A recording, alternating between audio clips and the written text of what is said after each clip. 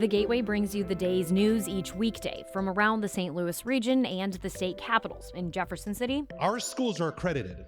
We don't need this bill. And Springfield. How many more years must pass before lawmakers see time is of the essence? I'm Abby Larico. Join me each weekday for The Gateway on the STLPR app or wherever you get podcasts.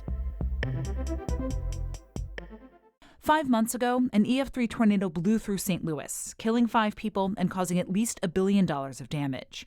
All 8 neighborhoods in the ward represented by Alderwoman Shameem Clark Hubbard were hit. 2 of her constituents died. Recovery, she says, is uneven. Some of her residents have been able to repair their houses and move back in, but some are still living in seriously damaged homes or in tents on their property. The 10th Ward Alderwoman joins me next on the latest episode of Politically Speaking. Let's hit the music. This is the Politically Speaking podcast, the definitive show about Missouri politics.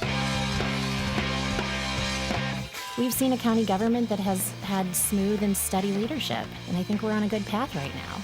I realized the office needed a prosecutor to run it. And we have a better solution of addressing those needs. I don't think it's about a popularity contest. What I think it about is it's time for change. Working together across city and county, across political affiliations, that we can start to find overlapping goals. I had some moments where I had to lean into my courage. You'll see us work together on areas of agreement, and you'll see us have difficult conversations when we don't agree.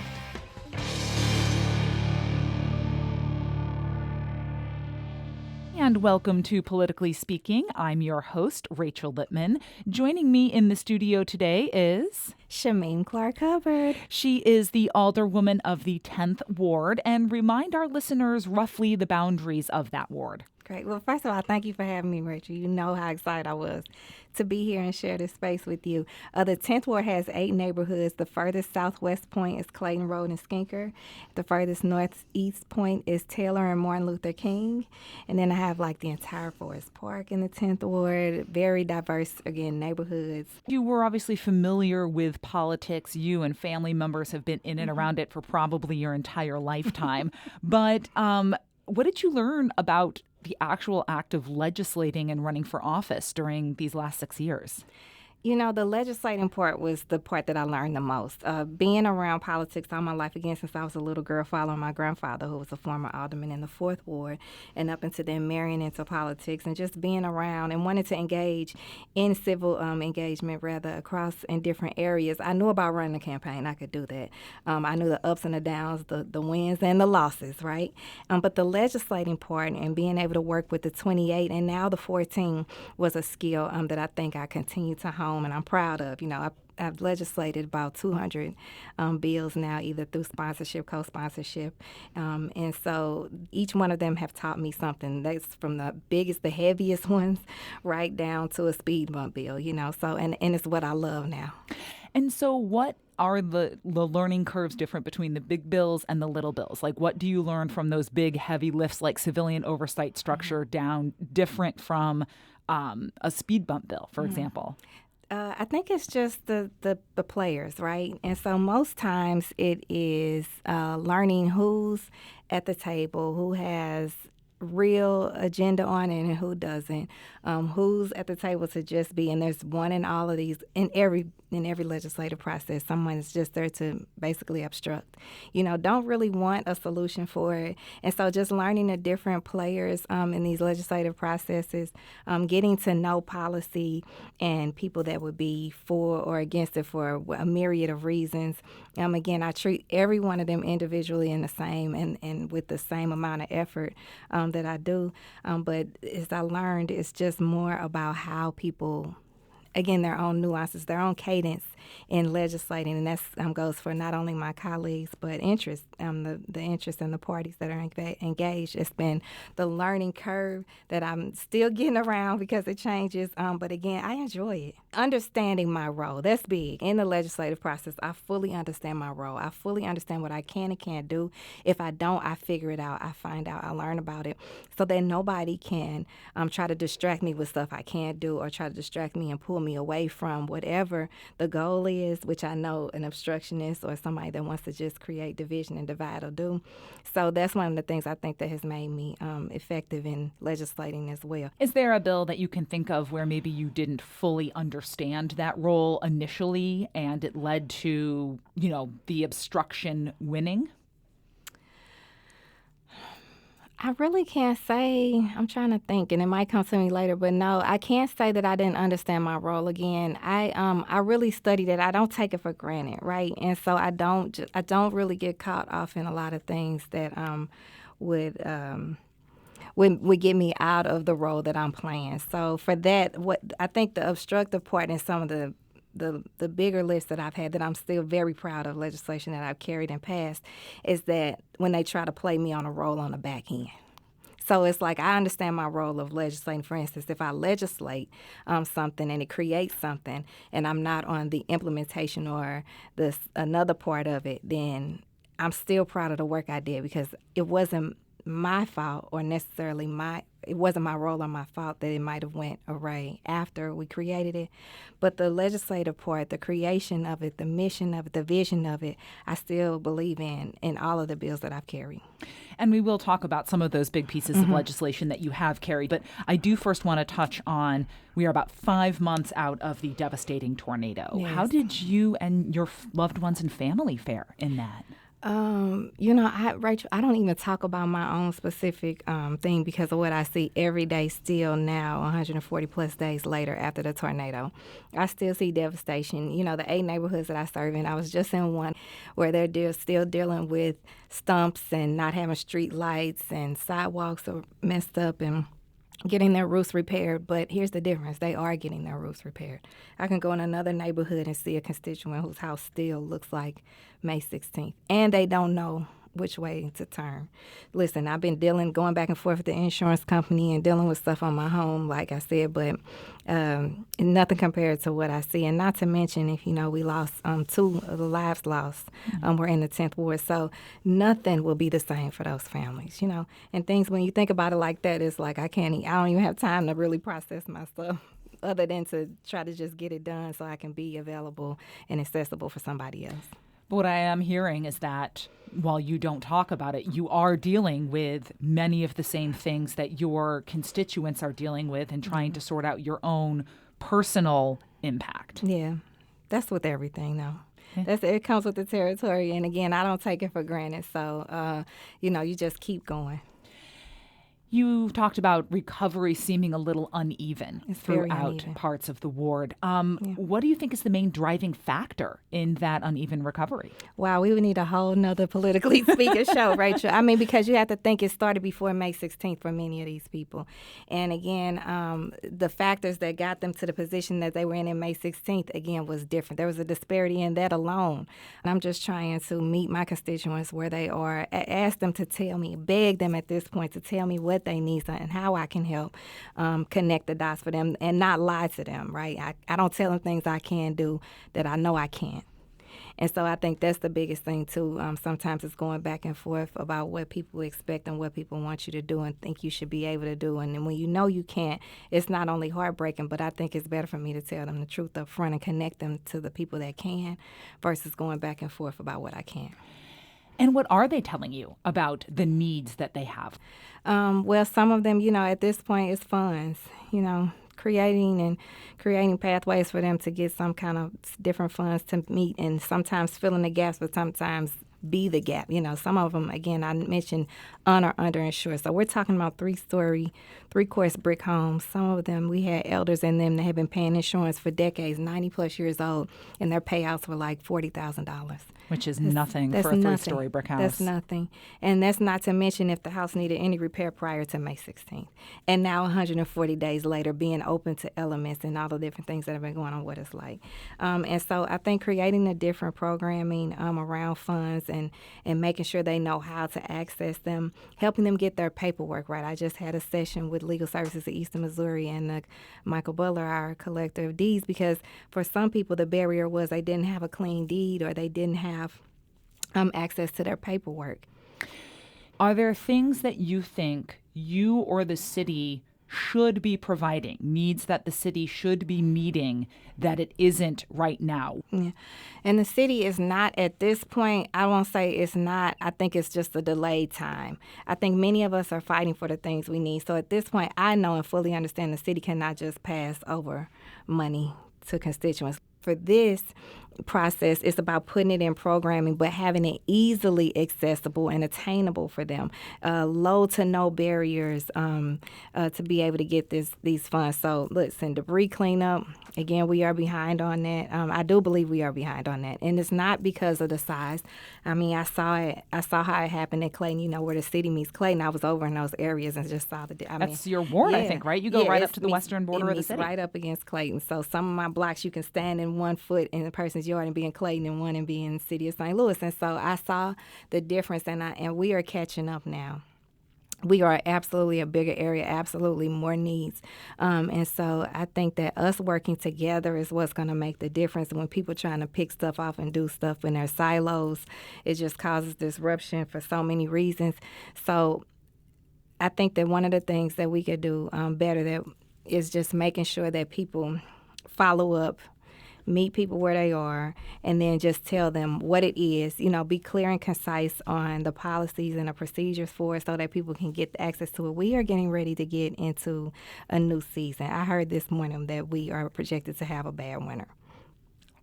So I am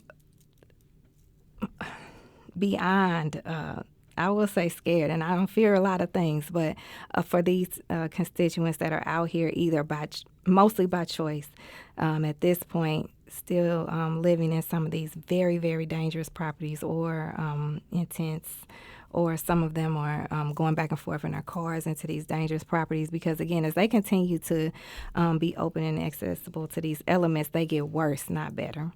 And what they may have asked for and thought they needed in the beginning now, I'm sure, has changed. And so it's just, again, trying to figure out what those are for the specific people, create the avenues, and get it out the ground on the door. I mean, to their door. So, yeah, I'm frustrated with that. I wish there was a way, if we can't do direct payments, maybe do some kind of endowments or low to no interest loans, or, you know, with an incentive to stay, right? Mm-hmm. So not to give people money to relocate, but these people, when I have constituents that want to stay, they want to stay, and I want to fight for them to stay as much as I can. Again, I can look them in their face, and my heart and my mind and my spirit, I won't lie to them, but I will tell them what we can't do. How would you say the city's response to the tornado has been overall, and has your view of the response changed the longer we get away from the day it touched down? Yeah, my view probably changes almost daily, but it's also guided by my constituents. So, you know, again, I have some that are okay, you know, that they are, and they actually compliment. But I have some that once I find out just where the factors are, they just feel left, you know, unheard, forgotten about. And so for me, it's always been answer the call, follow up, to your point, tell the truth, and connect the dots as much as I can. And it's not just government sometimes that has misled my constituents. Unfortunately, it's been outside interests as well that have misled them on how they can move on a pathway forward. And that's okay. That's in all politics and in all governments. But again, just being there, I think I can't really get caught up on the bad days because I have to keep pushing forward for the good days. And I always keep the lines of communication open. I work very closely with Mr. Nix and the Office of Recovery that Mayor Spencer has set up, and Mayor Spencer, for that matter, and my liaisons there in her office. So I think that, again, even from the challenges to the compliments and the wins, I share it all so that we can all stay on the same page, if not for just in the 10th ward, but hopefully for the entire path of the storm to move forward. What has been the common theme among the residents who have told you that they feel left behind, or have told you that they feel that the city has ignored them? Yeah, they need funds. They need funds. And again, for me, I have to be honest with them and tell them, well, there's there's lines of how the city can help fund you. There's programs and policies how the city can help fund you. And let's sit down. Let's talk about what those are. Let's get your paperwork in order so you can apply. Let's get in and see how we can meet these needs where they are and then move forward. And hopefully there'll be more programming moving forward. I mean, we're still waiting on some of the programming from the state, $100+ million, and we'll still be waiting on some of the FEMA reimbursements to see how we can program them. CDBG funds, affordable housing funds. There are different ways. Here, listen, I'm hearing now some outlying ARPA funds. How we still have ARPA funds in October 25, but hey, we do. But listen, so I'm like, at this point, please, the powers, sit down, figure it out, get the funds so that we can deploy them and get them on the ground. What does your ward really need to truly recover? Obviously resources, but what in addition to those resources does your ward need? Well, the resources will bring the housing. The resources will re-stand up a lot of the businesses. I lost also, in addition to some of in all 8 neighborhoods of housing, I lost the most or had the most impacted number of businesses in the city of St. Louis in the 10th ward that were hit again, where I see some rebuilding and recovering, like King Customs on Kings Highway. He's got new lighting and he just put his new sign up. So excited for him. I see some that are still sitting with their fronts ripped open, with the buildings ripped open. And so and some that are going to have to unfortunately come down. Historic buildings that are going to have to unfortunately come down. Let's talk about the churches, that are going to have to come down. The schools, I only had 3 St. Louis public schools in the 10th ward. 2 of them lost in the tornado. So the resources, I think, will bring that housing, that infrastructure, and then the businesses, which, create waterfalls for many things, not just housing, but density and safety, for that matter.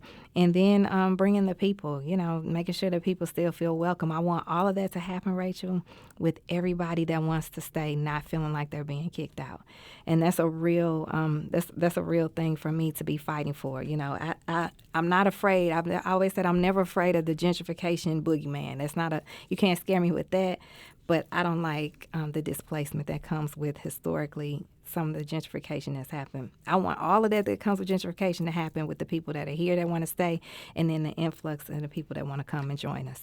So how do you realistically protect those residents, protect your ward from the bad things that come from gentrification, the displacement, et cetera, when some of them are already displaced from their community? How do you protect those who want to stay? They say God ain't making no more land.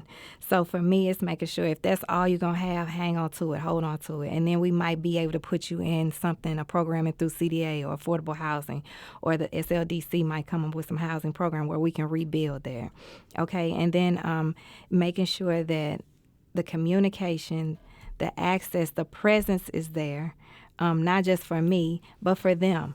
So for me, just imagine, like, if I was, I've always been the type of elected official that if somebody comes to me with something that's going to help happen for the greater good for the community, you have to talk to us. You don't just talk to me first. I almost feel bad if I talk to them personally, in my own spirit, feel bad if I talk to them first without talking to the community. That's why I'm always trying to strengthen my neighborhood organizations and associations so that they're in place, so that they might have committees or themselves can come and we can say, let's sit down and talk and let's make sure this is what the neighborhood wants and how the neighborhood will work together on it. And with every project I've done, big or small, that I've opened up and introduced to the community, that's the way I've done it, and that's what I'm known for. What did the tornado and its aftermath teach you about the city? More patience, more need to manage expectations. You think everybody's going to answer the call and follow up the way that you do, and that's just not the case. So listen, if I'm getting on your nerves, I'm sorry, but I'm going to get on your nerves because you have to do this. I feel like we have to do this. We have a responsibility to do this. Also, some of the spending mechanisms, I wish we could change. I mean, the fact that and I may, at this point as we speak, still have a house from May 16th that's blocking a alleyway. It was a vacant property prior to. And that's a barrier right there. It fell over into the alley. So now those residents can't get back and forth through their alley. Recovery can't happen for some of them because trucks need to get back and forth to their homes. And the house is still sitting in the alley for a myriad of reasons. Not because I wanted to, not because at this point I think the city wants to, but there's contracting, there's which money pot can this come from, there's finding the company that can do it, because it's not just like we can send our own city debris removal over there because it's a house. Who's even the owner of the vacant house? But getting to that, getting to that when it's private property versus if it was LRA or city owned. And so again, learning all of those different nuances of processes, but still fighting through them rather, is what's been important to me, because what I know and what I've learned is I see now why some people probably just throw their hands up and walk away. It's a lot in government. And we'll be right back after a quick break. And we're back. If you have a smart speaker, you have access to the entire world of NPR and St. Louis Public Radio. All the latest news and all the captivating stories. Activate our voices with yours by telling your smart speaker to play St. Louis Public Radio.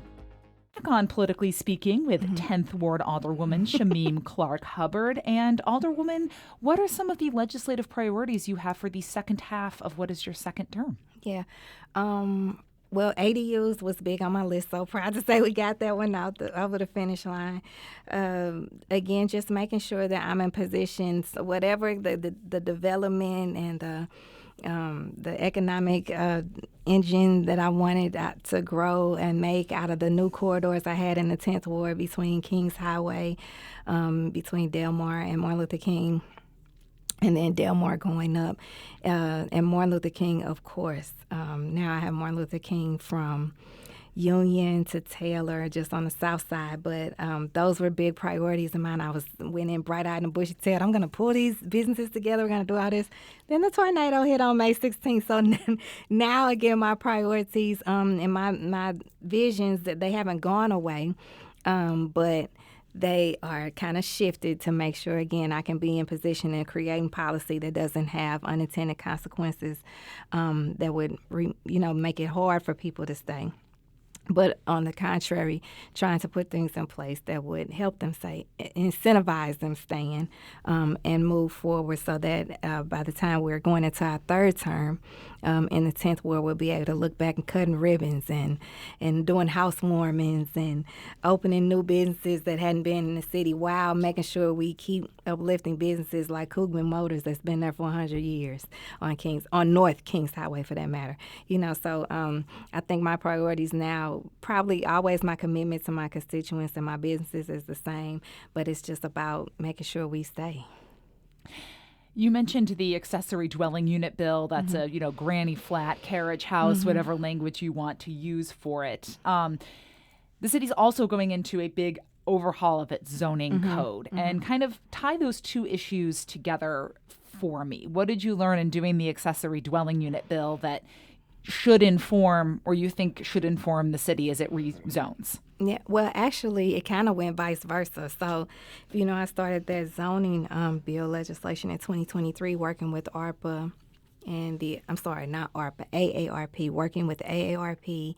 And same letters, little different. Right. And the housing, the St. Louis Realtors, Missouri Realtors.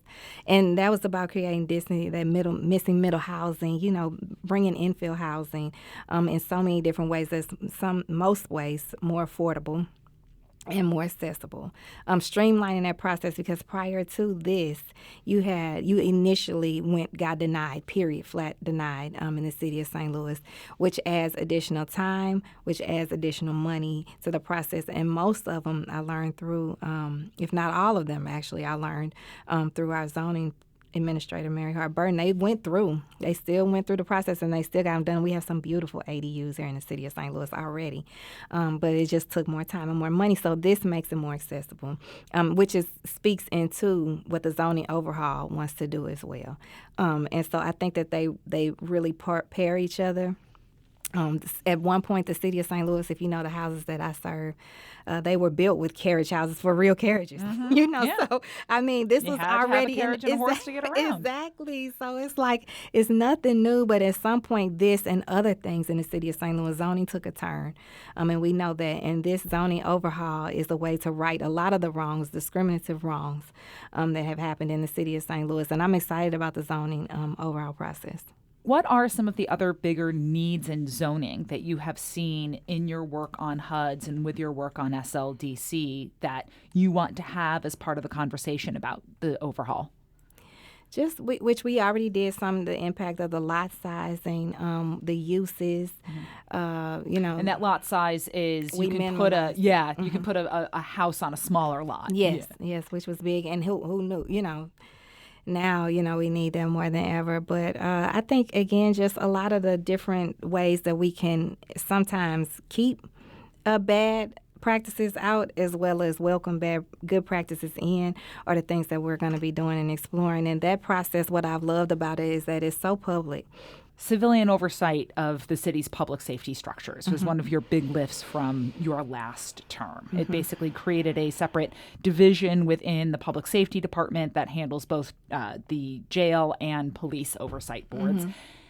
I think I kind of know the answer to this question from some of your the conversation earlier in the podcast, but is that structure working the way that you wanted it to, doing what you thought it would do? No, it's not. But I don't think you give up on it. Again, this is one of the things I talked about and I touched on when I said you have a vision and you have a mission that you want to create and with this legislation. And the role of an alderperson is to do that. But once you pass it and you feel good about it and you pray that you put it in the right hands, right, and that the right departments or the right leadership will carry it out and have it move in the right way. Or not hinder it, God forbid. And there are factors in there, again, that we could have never prepared for. We wouldn't have prepared for state takeover, and what that now looks like to civilian oversight, And so, again, these are variables that we couldn't control, but that doesn't mean that you don't try. And so I know that there are challenges with that on both sides of it, on both boards and on both sides, being inside the entity and the oversight boards as well.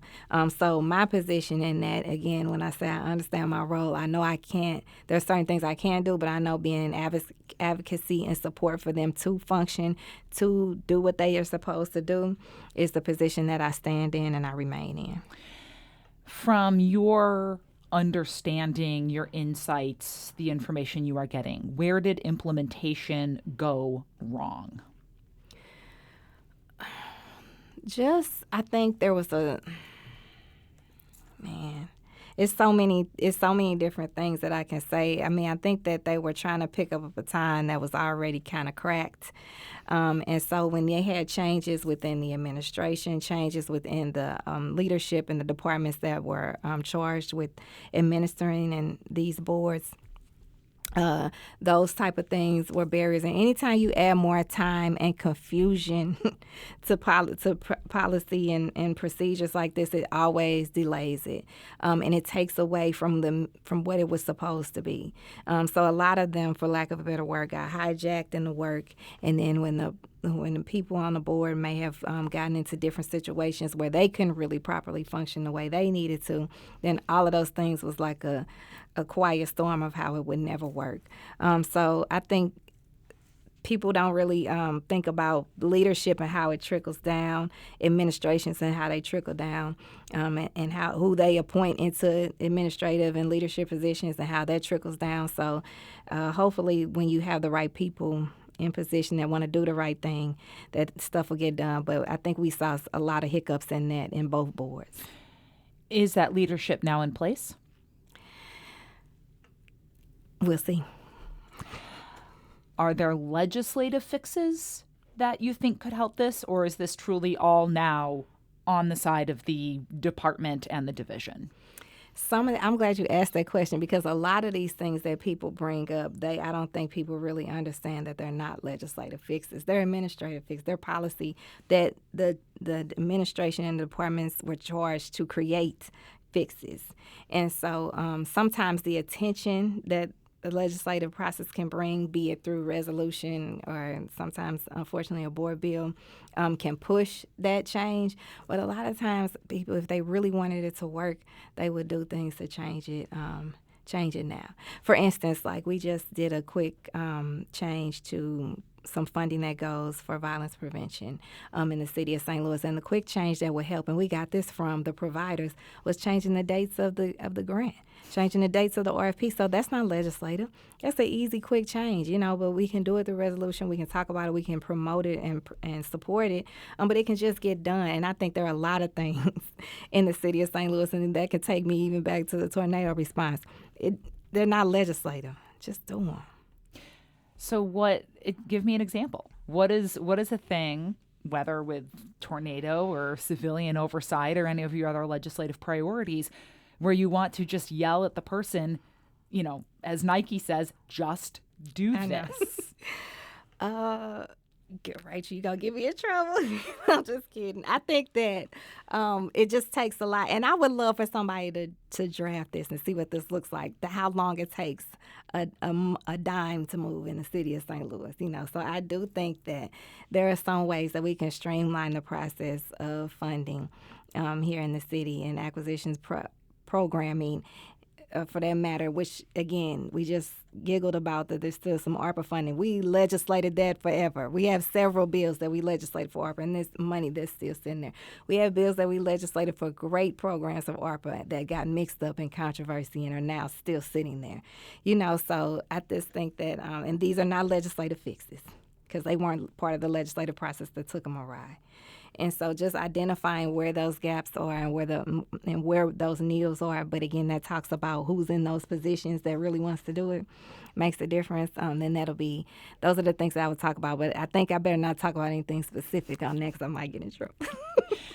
I do want to talk about one controversial tranche of ARPA money that just kind of keeps popping back up in the news every once in a while, and that's the grants to the Northside businesses and nonprofits. You did sponsor a bill to expand the eligibility of those grants from specific commercial corridors to what was a much broader swath of North St. Louis. Why? When that legislation came to me, first of all, the first time I was 100% for it under our former president and my former colleagues there. And that was for just the specific commercial corridors. Yeah, and those specific streets. And it was brought to the attention from SLDC, once they tried to create and move their programming, that some of that would be challenged. And so that's when they opened it up to the EGI 1, EGI 2, different things that they could do to make it a more legal programming for that fund. And noting that these are standards, it sounds like, that are set either by SLDC or the federal government. Both. Okay. Impairing, they do. And so that was brought to me to change it to that, to not take away. And what I love about our meetings, our legislative meetings, committee hearings, and on the floor, that's all recorded. So you can go back and watch it. I fought to make sure that we kept the same mission and vision and spirit of that funding, but made sure that it was a legal thing that couldn't be challenged, for that matter, to get it on the ground. Again, this created the fund. This did not create the program. It did not create the process. It did not create and put in place the implementation. It just created and made a pathway for the funding to create this fund.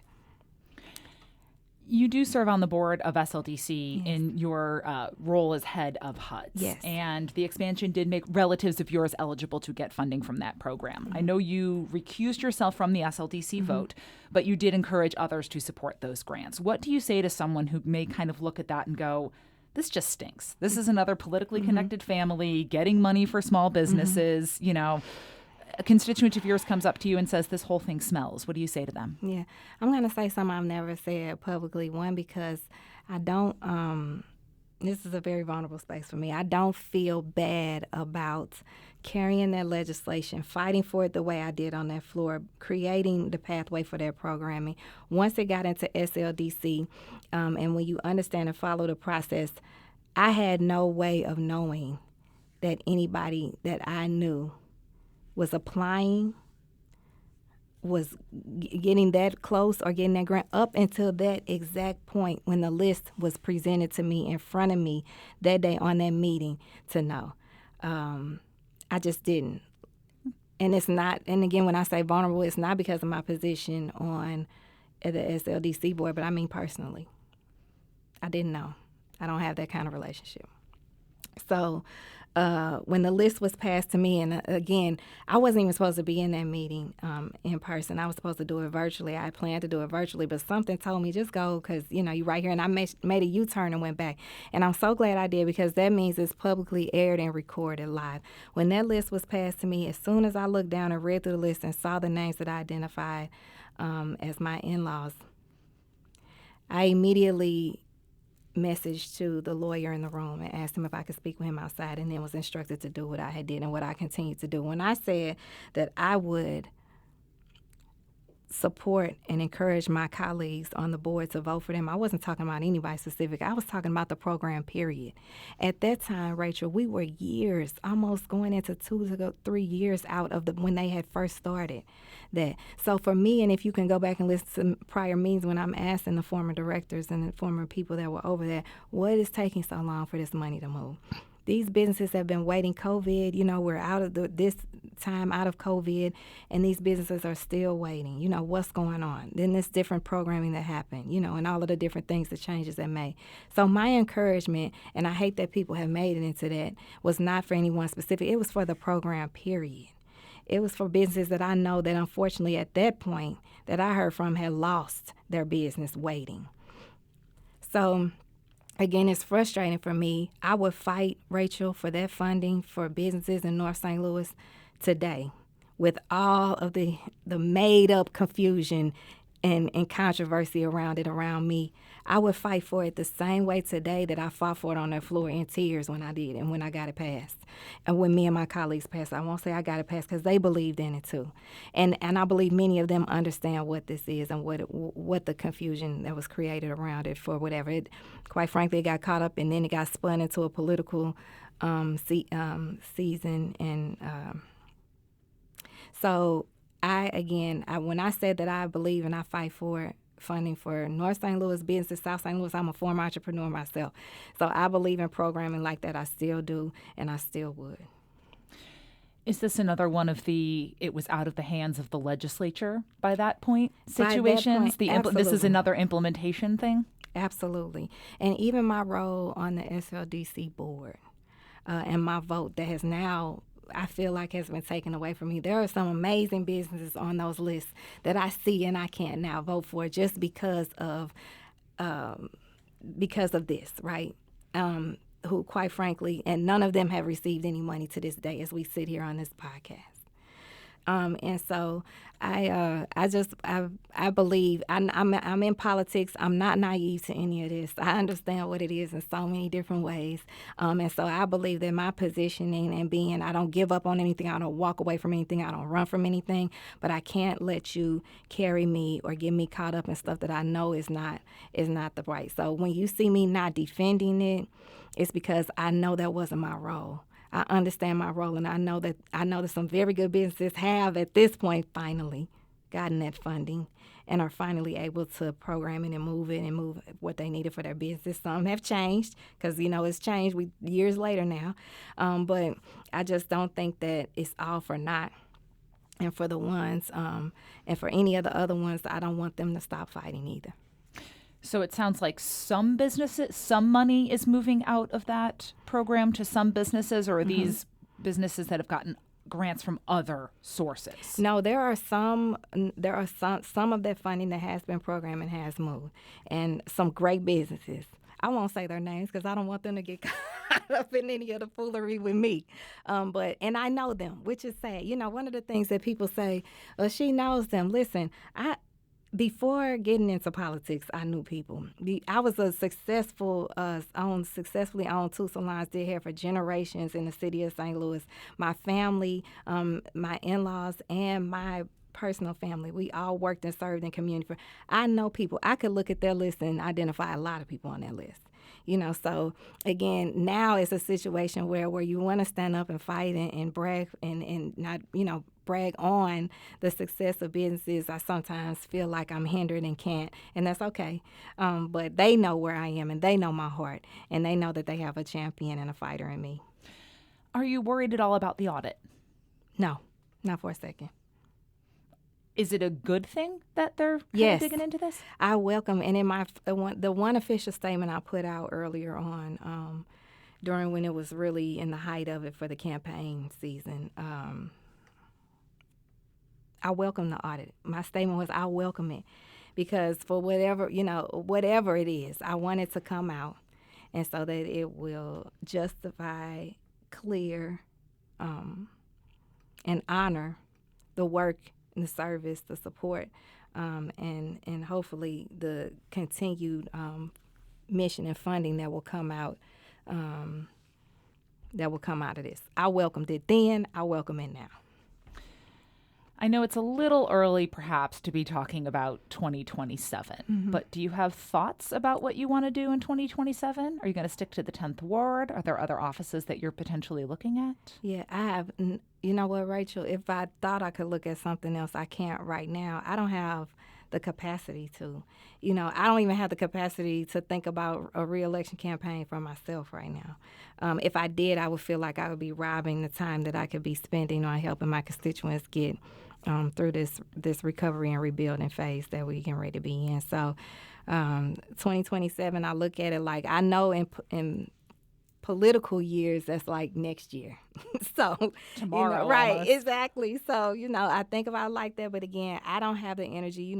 I know what comes with political campaigning season. What it comes with is going to be a lot of people blaming people for stuff they didn't do, can't do. Not their responsibility, but because it's hot topics and it gets people's emotions rearing, then they'll be blaming and talking about the different things. The energy I spend going back and diffusing stuff like that, and I've been like this my whole political career, I could be spending getting something done that I know I can get done and helping people the way I know I can.